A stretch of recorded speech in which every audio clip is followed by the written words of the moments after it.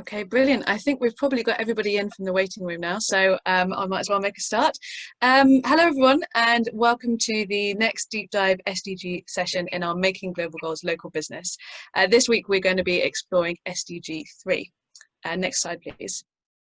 So my name is Jess, and I'm the Global Goals Manager here at the UN Global Compact Network UK. Joining me today is Claire, Global Goals Programme Coordinator, and Dr. Shaun Davis, Director of Global Compliance and Sustainability at the Royal Mail Group.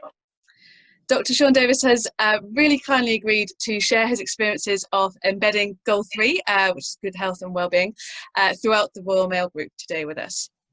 One of a relatively small number of chartered directors, Shaun has a wide portfolio of responsibilities across the Royal Mail Group and its international operations. So his responsibilities include safety, health and well-being, alongside regulatory compliance and security. A published author, Shaun prides himself on his pracademic approach of combining practice and academia, and we are delighted to have him with us here today. Next slide, please. So shortly, I will be giving a little bit of an introduction to the UN Global Compact and the UK network before we pass over to Shaun. There'll be a little bit of time afterwards for Q&A, so please start writing your questions in the chat box and Shaun will be able to answer them after his presentation. We do ask that you mute your microphone during the presentations. As you can see today, we're using PowerPoint automatic captioning system and we'll be sharing the recording and the slides with you after the webinar. But if you do have any technical difficulties or if there's anything we can help you with, then feel free to private message myself or Claire. Next slide, please. So for those of you who don't know us, we are the UN Global Compact, which is the world's largest corporate sustainability initiative. So it launched 20 years ago when Kofi Annan was the Secretary General. Today we have over 10,000 companies over the world who have made the commitment to our 10 principles to support sustainability. And we also have another 3,500 or more, I think, non-businesses of all types. So that includes NGOs, universities and trade unions and such. Next slide, please. So the very essence of the Global Compact are 10 universal principles, which are derived from UN treaties in these 4 areas, so human rights, labour, environment and anti-corruption. So this foundation provides a rock-solid basis for any corporate sustainability programme. They're truly universal principles. They're based on treaties which were ratified by every country around the world. So it's a really powerful statement for a company to kind of be able to point to this as the basis for their work. Next slide, please. So our role as the UK network is to support all of the UK-based Global Compact members. So we work alongside 68 other local networks and our colleagues in headquarters. We have 3 main work streams, so that's business and human rights, climate action and global goals, which our roadshow fits under. So in a normal year, it says there we do about 30 events. I think this year we're going to reach about 50, just because we're doing a lot online in these kind of unusual times. But we cover a very broad range of themes. We have working groups that go deeper into subjects, and we have kind of big conferences and events that raise awareness of some of the challenges that we're addressing.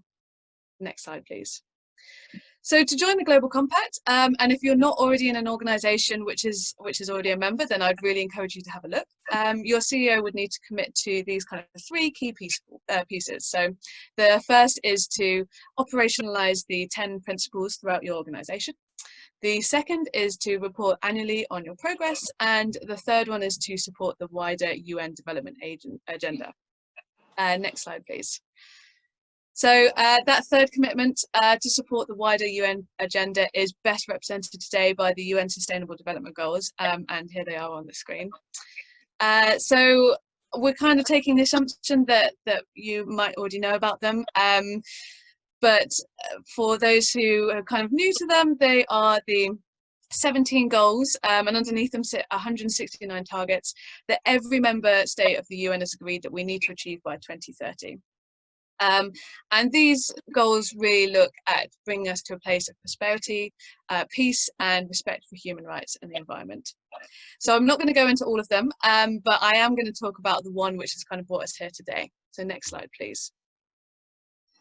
And that is goal 3, which is good health and well-being. So the full text of that goal is to ensure healthy lives and promote well-being for all at all ages. I think if you click next, there'll be a few targets that come up on the screen. So these are some of the targets that sit underneath that goal, like with all the other goals. I haven't included all of them because there's too many to fit on the slide, but I've kind of flagged up some of the ones which have a little bit of a more specific relevance in our view to business. So to elaborate on that further, we're really delighted to have Dr. Shaun Davis from the Royal Mail Group with us today.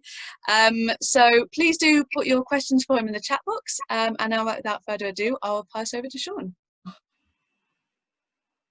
Thank you, Jess. I really appreciate that. And thank you, everybody, for giving me the opportunity to speak to you all. I think I was really pleased to be invited to do the webinar, to be able to link this back to the goals and to the importance of the goals. And it kind of gave me some time as well to go back and to refresh my understanding and memory of them. And I particularly like the financial aspect reference, particularly the reference to road traffic deaths and to wider health promotion, all areas which are really important and areas that we have been looking at within Royal Mail for some time now and applying those standards. So kind of the next slide, my introduction slide, please. So I'm going to talk to you specifically though now. I'm going to talk to you about mental health, and I can't really talk to you about mental health without talking to you about physical health, financial health, and then an emotional and spiritual health aspect to it. And the way that I like to kind of simplify it is, and you can all do this now, if you draw a triangle in a circle, and on one axis of the triangle is physical health, the other axis is mental health, the other axis is financial health, and the circle that's in is the kind of context and the environment and the external factors, be that home life, work life, relationship status, emotional health, spiritual health, other external factors such as a global pandemic, for example, all areas that can have a kind of a real impact on your mental health. Can the next slide, please? So the data, as we know, is compelling. We've talked about mental health for quite some time, but we've looked at it particularly in Royal Mail, I would say in the last kind of 3 to 4 years in real detail. Our primary cause of absence, two primary causes. Mental health is one, and musculoskeletal health is another. That's kind of obviously moving and handling related to the sort of work that we do. But there is a link between, as we know, the physical health dimension and the mental health dimension. And you wrap all that into this kind of personal well-being, this personal ownership of health and well-being, and that's kind of underpins our strategy. So financial health, mental health and financial health, physical health, and then the kind of wider self-efficacy piece of owning your own health and well-being. We're very, very keen within Royal Mail to get people to understand that it is something, health and well-being is something that we do with people, not do to them. So, for example, I'll talk to you later on about our health and well-being strategy and how we've taken people with us on our journey and how we've given them the tools to draw on and the levers to pull, rather than saying, stop smoking, exercise more, eat less fatty foods, drive more carefully, and then trying to move it away from a parent-child kind of culture to a much more collaborative culture. We've looked at other organisations such as Mind, such as Action for Children, Business in the Community, a whole range of organisations to help us on our journey, to give different perspectives and different ideas. Again, I'll make reference to that later on. Next slide, please. So if I talk to you about our commitment to mental health and the reason why we have really backed it, I think it's not only is there's a business case for it, as I mentioned earlier on. There's an issue with regards to the cost of absence and productivity challenges, etc. But more importantly, the moral piece, and that was really important. Our previous chief executive, Dame Moya Green, was incredibly committed to mental health, and that flowed through into her successor Rico and on to Stuart Simpson, our current chief exec, and all very, very supportive of that and actively involved in it, and not from a purely compliance point of view, or doing it because we need to do it point of view, but doing it because it's the right thing to do. And as we've been through going through the our kind of COVID pandemic review meetings, and we're meeting, you know, regularly as you'd expect. Mental health has been on the agenda every single meeting that we've had, making sure that people are being supported, as has financial health, you know, because of hardship, because of the people that could have been shielding, etc., etc. And we've kind of walked the talk by making sure that we have put finance aside to be able to support people. We have our own a charity, the Roland Hill Fund, that we've made sure that we've had adequate finances put aside for that, to make sure that people can draw on that should they need financial support. And then running alongside all that, really emphasising our feeling first class health and wellbeing programme. And just as a kind of introduction to that, building on our done with, not done to principle, we have an overarching kind of sub-brand, if you like, called Feeling First Class, our health and wellbeing programme. And under that, we have First Class Fitness, which has got things such as health promotion, gyms, etc. First Class Driving, again, plays into the reduction to the drive to reduce road traffic collisions and road fatalities. We have Because Healthy Minds Matter, which is our award-winning mental health program, but we can flex up and down that, so we can introduce different strands. So, for example, First Class Lifestyle is one of the things where we've been able to put education in about financial health and well-being, and for people to think about how they could tackle their own health and well-being improvements, ranging from increasing physical fitness to reducing smoking to improving exercise, etc., etc. Next slide, please. Now, one thing for me that was really important was that we came up with a clear strategy that people could get behind. And when I did my doctorate, my professional doctorate, I did it on Royal Mail, and I did it as a case study of Royal Mail, and it's coaching, wellbeing, and organisational culture. And one of the things that came up throughout that was that managers were saying they felt uncomfortable having health and wellbeing conversations, because they felt that once they opened that box to have that conversation, they then had to fix people. So we've done a lot of work to say your job is not to fix, not to put the white coat on. It's not to, to analyse, to fix, to treat. Your job is to act as a signpost, to support, and as a responsible manager. And so I came up with this idea of this compass. Now, the compass that you'll see there, people wear that as a pin badge, and that is a very discreet way of identifying our mental health first aiders and our health and wellbeing champions. And one of the suggestions that we had early on was around whether mental health first aiders should wear high-vis jackets like first aiders do.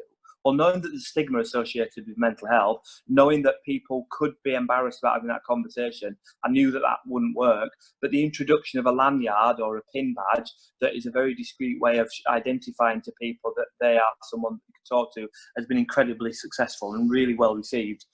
So that compass idea and that use of a collateral, people love the posters, the clear messaging, the clear strategy, the badge, the lanyard, and it's kept that very front and centre, kept it very front and centre in people's minds. Now, simply our strategy in a nutshell is increase awareness, decrease stigma, signpost to tools and support, and ensure that people know where to go if they need to get help in a crisis, and what professional support they've got available. And that clear, very clear, very understandable strategy has meant that we have had, not only has it helped us to drive improvements in attendance, but also we've seen in our employee opinion survey some real improvements in the way that mental health and health and wellbeing support is perceived in the organisation. So we know that it's landing at the front line, and we know that people are receiving it well. Next slide, please.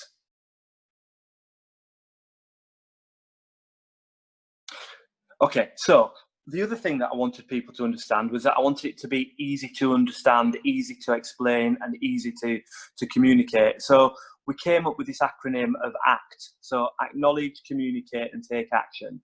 And we the idea of acknowledging if you or someone else is not their usual self. So not normal, we're not saying it's not a normal self, because there is no normal, because people are all very different and unique, but identifying if there's some change in behaviours, to acknowledge that, then communicate. So make sure that we're creating a culture and environment where people are comfortable to talk about it, and also where you're comfortable yourself to talk about it, and that people will take the time to listen and to interact and engage with someone who is talking to them, and then taking action. So finding out, back to the compass idea, is it something that you could signpost to our occupational health team, to the HR team, to the financial support team, to the charity, or do you think it's something that requires, more of a clinical medical intervention, so that you might be suggesting to someone that they need to see their GP? But that simple acronym that people could remember and get behind,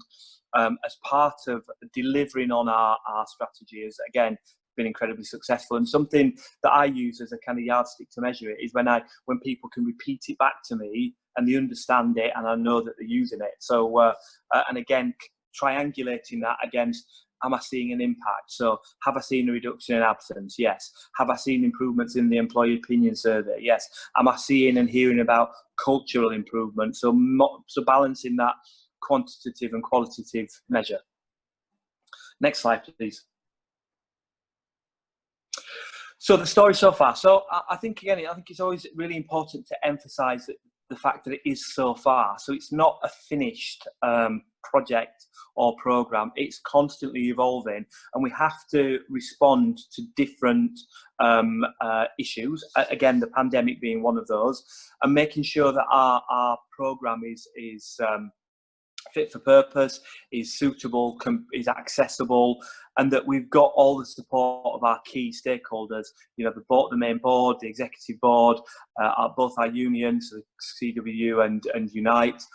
Also making sure that we've got a field team of safety, health, environmental professionals and HR professionals who can help us to embed it and to make it what I call sticky, so that people kind of feel it and it sticks. So it's not considered to just be an initiative or a kind of flash in the pan.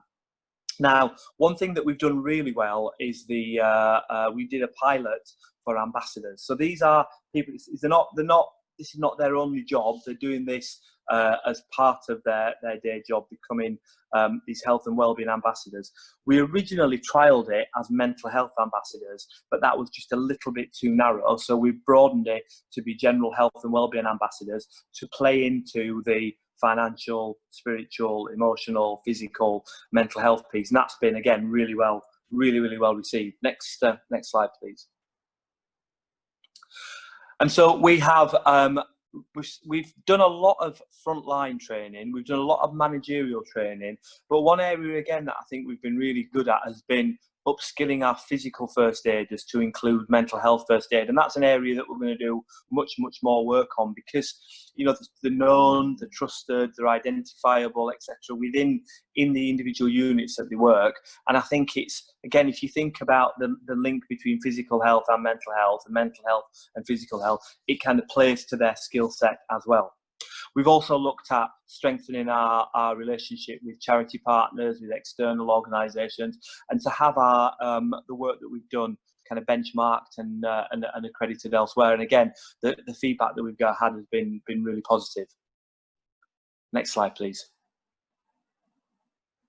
Now, there's a lot here to read, but this is just as an idea of some of the things that we've offered for people to be able to access.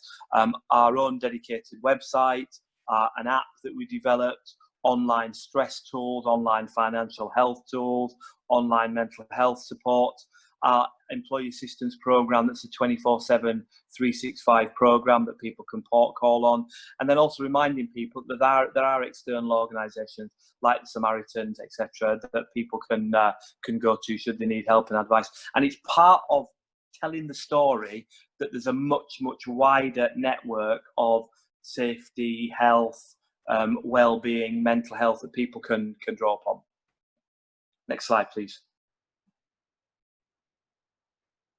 Now, this is a kind of an idea that I wanted to share with you, just to show you how we have engaged with our ambassadors. Now, we're all very busy, we're all, you know, kind of, or certainly in my experience, resource challenged and financially challenged. So what can we do to kind of engage our people, to make them ambassadors, change agents, etc.? And these are some of the things that we've done. But we've given people the opportunity to set up small networking groups. We've given people the opportunity to create their own communities, local communities, for supporting mental and physical health.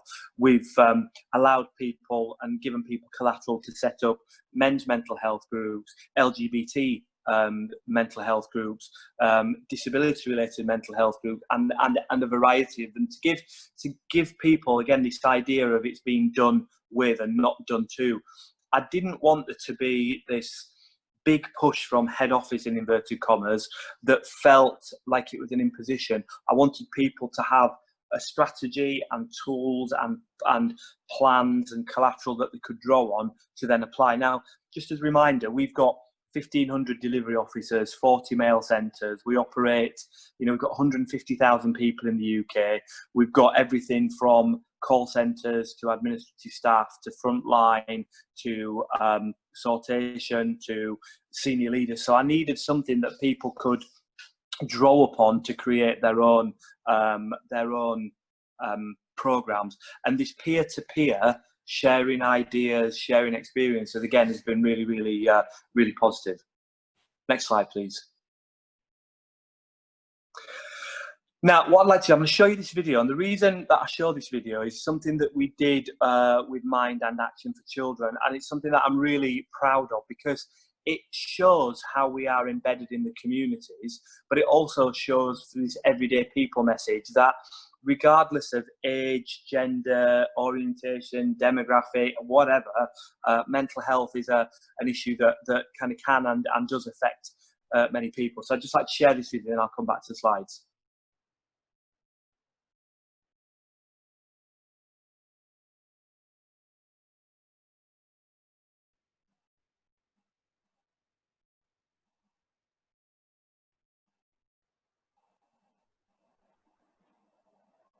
Can you all hear that? No, I was just going to say, Cynthia, I don't think the sound is working. Let's try it with some sound. There you go, yeah.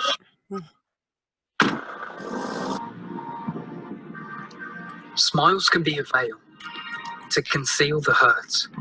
Mood swings may be deeper than just teenagers, much deeper than perfection that we post online, in an attempt to make you believe that everything is fine. But sometimes it isn't, and that's okay. Things may get better if you stand up and say that you need some help, some assistance and guidance. There'll be family or friends or professionals to provide them through the overwhelming chaos that we often contend with.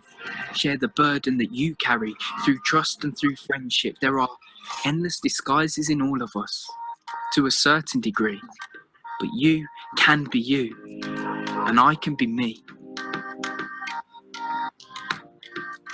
Helping hands need hands to help them. The support for the supporter appears to be seldom, so she just gets by. At a time in life where she would like to unwind, but she can't. This mother continues to provide, and it's hard. But she does the best that she can for her son, a person who is being successful in life, but needs that someone to look out for him. It's not that she can't cope, or that it's overwhelming. She's worked hard and earned the right to take life down a gear. But mental health problems can affect not only the person, but the people who are near. Everyday people, like you and me, we go through more than what people see.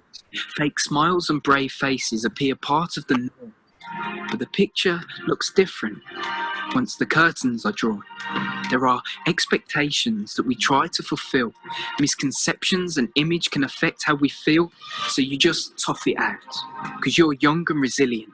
But needing compassion doesn't mean you're not brilliant. It just means that you're human and that you feel like everyone else. Be courageous, tackle problems, and people could help.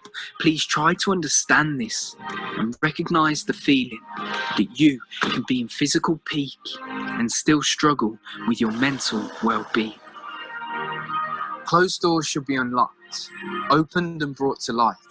Members of your community, they shouldn't have to hide. These issues may be closer to home than what you thought.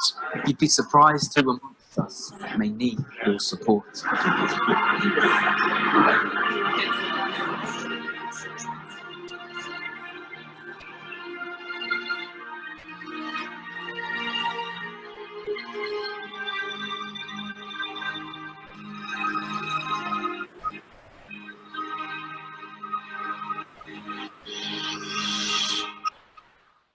Okay, so the idea behind that was that we wanted to be able to kind of tell our story and demonstrate our support, as well as kind of send a message out there that it's a universal challenge for us all. And I've been really pleased with how that video's landed, and it's available freely on YouTube.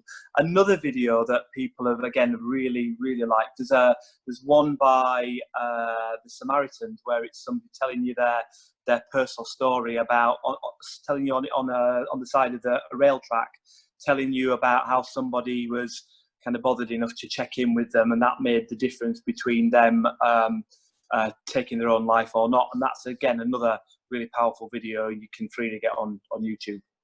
Next slide, please. So as I said before, we're far from finished. We've still got a long way to go, and we're still continuing to promote our whole health, safety, environmental agenda. We are continuing to kind of look at how we can embed our physical, mental and financial health strategies into the business, looking at areas such as as SDG 3 to see how what the kind of general direction of travel is. Royal Mail is a global business, so we're looking at it not just in the UK. We've got operations all over the world, so that's another consideration that we have to make. But obviously, as a really people-focused business, one of my areas of focus is making sure that people are comfortable having this conversation. I call it conversationally competent. So being able to have a conversation about our mental health, physical health, financial health strategy, and knowing how to signpost people if they need help and advice, and not being embarrassed. It's all part of that, removing the stigma that's associated with that.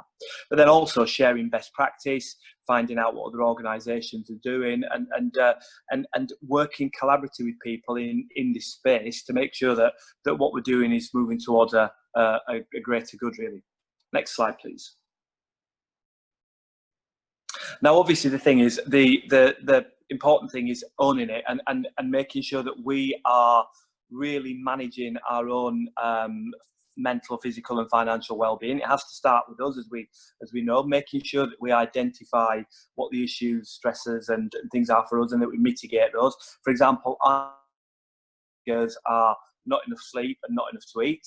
Particularly if I don't have enough sleep, then I find that my anxiety levels go up. My perspective can get a bit skewed, but I can easily manage it, and I know it's coming. I've learned that over years by listening to myself and checking in with myself. And I think if you're going to be a really strong promoter of the physical, mental, and financial health agenda, it has to kind of start with you. Make sure that you are developing a network and again using an evidence and fact-based, research-based, so that it's grounded in something rather than just speculation and anecdote.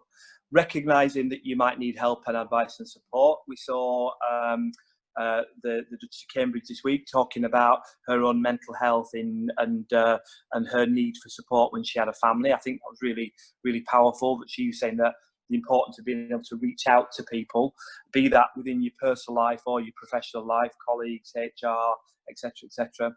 But then keeping that message going, tell people, tell them again and then tell them again. Make sure people really know that we have got, and as organisations and as people, that we've all got a shared skin in the game, for want of a better expression, making sure that we're keeping the conversation going, making sure that we're keeping people informed and educated, and that in turn will help to decrease the stigma and help with the general health and wellbeing culture of workplaces and society. So that's all from me. Just again, a huge thank you for you giving me the opportunity to just share with you a little bit of what we've done within Royal Mail, and I wish you all the very best in your journeys, and I'm happy to take kind of questions now, or for people to connect either via my email or on LinkedIn, and for us to keep talking. Shaun, that was brilliant. Thank you so much, and really fantastic to have an insight into kind of all the work you've been doing, but some also really some practical next steps that people can be doing to kind of start embedding that into their organizations. So yeah, if anybody's got any questions, please feel free to write them in the chat box, or you can kind of raise your hand or unmute yourself and ask them straight away. I'm going to hijack and ask the first question, I think, just because I've got the power to do that. And I suppose my kind of question to you, Shaun, I know you've got a lot of staff on frontline, but you've probably also got a lot that are remote working at the moment, or have been. Have you got any particular tips about how to manage those kind of relationships or conversations when people are so isolated? And we know that the pandemic has had quite a lot of, not surprising negative impacts on people's well-being, and I'm sure there are some people that are looking forward to returning to the office, and some offices that might even be kind of carrying on remote working for some months to come. So yeah, I just wondered if you had any tips or any advice on that.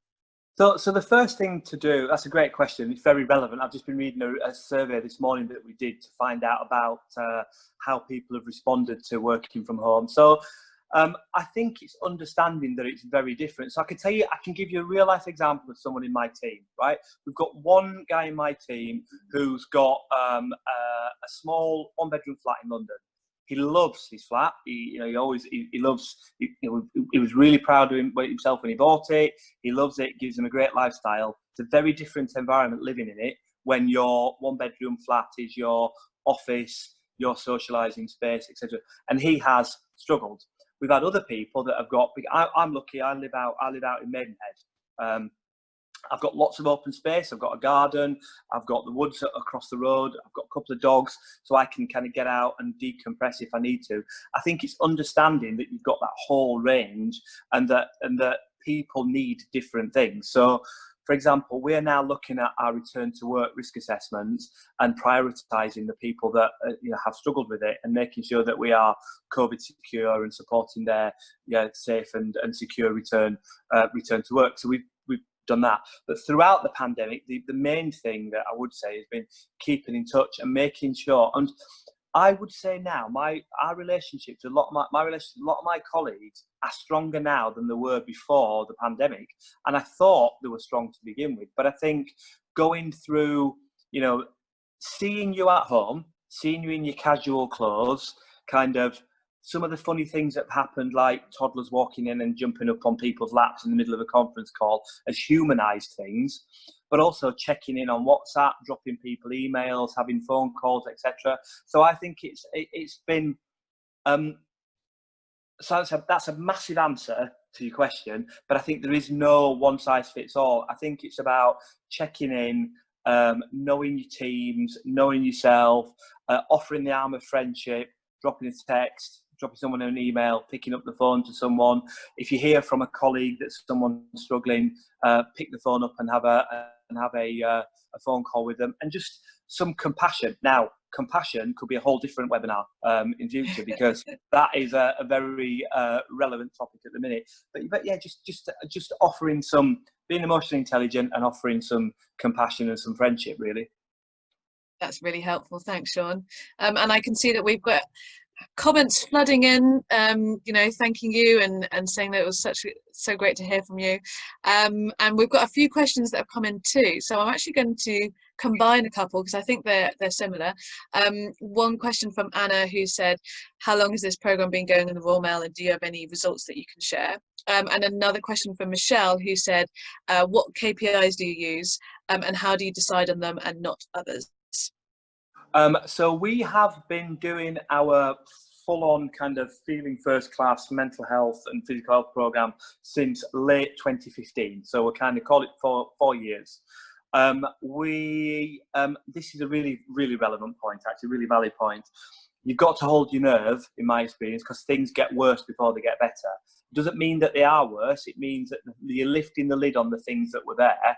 So, for example, you will find we had originally, when I started doing the mental health work, for example, mental health, then bad back and upset tummy, but it all aggregated up to the kind of the overall absence rate. What we found was mental health issues went up, but bad backs and poorly tummies came down. It didn't affect the top line, but it just recalibrated and rebalanced where we were. And it was about the disclosure piece. So if you read it cold, you would say mental health issues have gone up. But what it hadn't. It was just that people were prepared to disclose it and classify it in the way that it should have been done. So that's one kind of issue to guard against. In terms of KPIs, so we use some harder measures like absence as one of them, but also we use the softer measure, triangulate it against employee opinion survey. So we've got health and wellbeing and mental health questions in our employee opinion survey.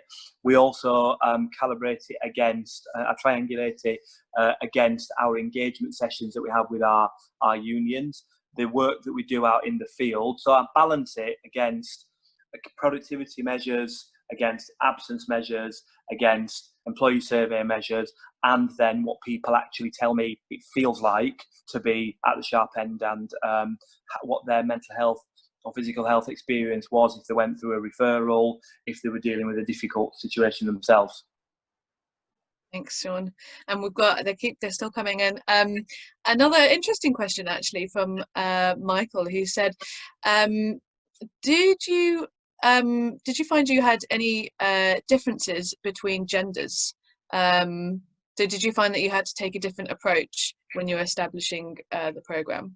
Yeah, so we are predominantly male. So my background, I worked in construction, the waste sector, and then Royal Mail, and that's so my doctorate looked at that specifically. Actually, my original research idea was around suicide, but for all the ethical reasons, it just could not work. So I looked at coaching, wellbeing, and organisational culture, so I could look at that.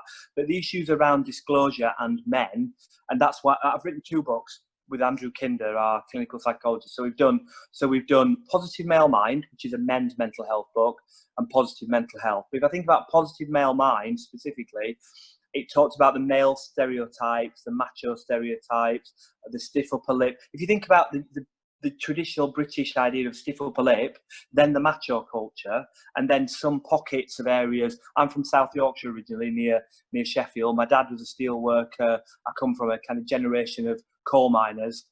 You didn't talk about they didn't talk about mental health. Again, a generalisation, but they would self-medicate more, so they might drink more or smoke more or find a different outlet. So there was kind of looking at all those stereotypes and other factors that play into it, but then building a mental health programme that was about mental health and strength and resilience, and rather than it being considered a weakness and something that people might close up on. But I talked to a lot of men about why mental health was an issue for them, and there was a couple of themes came out. One was real men don't cry, that kind of idea. Then the other one was the stiff upper lip piece of it, and the fact that it was to be seen as a weakness. So kind of my research kind of explored those areas and the organisational cultural piece, and also how you could use influential men, and we've seen that in industry and in business, influential men coming out talking about their mental health experience to almost permission give other people. So we've got an overarching mental health strategy, but we do also have other interventions that look at gender and age variables. That's really interesting. And I think especially kind of framing it around strength and resilience is definitely a slightly different angle that, maybe some more people would respond to better. I'm aware of the time, so I think we'll take one last question, which is from Heidi, who said, how did you identify the ambassadors? Did you target specific teams with specific skill sets? Do you know what? That's a great question. All those questions have been brilliant questions. They've been a gift of a question. But that last one especially, I'll tell you why. if you were to tell me if you say, tell me the one thing that caught you out, that it was the ambassadors, but it was for it was for a completely different reason, the wrong reason that you might think. I thought, based on what I just said about the stigma and the issues around it, I thought it would be like Mission Impossible, getting people to come forwards. It was exactly the opposite, in fact.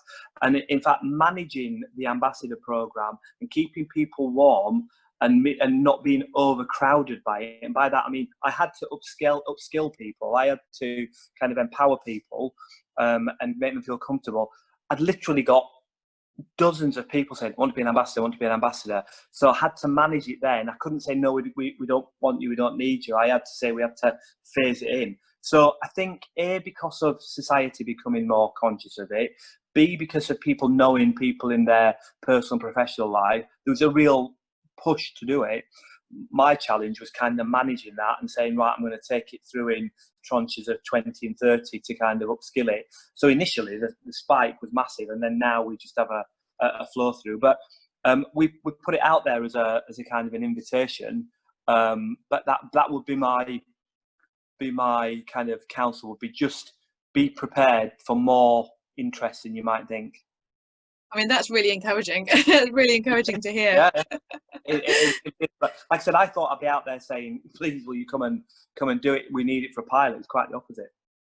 Well, that's brilliant. Thank you, Shaun. And I'm aware of the time. So, Claire, do you want to tell us a little bit more about what we've got coming up? Yeah, I'll do that really quickly. Okay, so just briefly, some of our upcoming events and programs. We have the Making Global Goals Local Business webinar, the Getting Started edition. This is in September, and this webinar is specifically aimed for businesses kind of starting out on their SDG journey to try to get a better understanding of the SDGs overall, what they mean to their business. And then we'll also explore some of the tools that are available to kind of help you on that journey. This webinar will also feature another organization, and they'll kind of give an overview of their journey and some tips and tricks to kind of get started.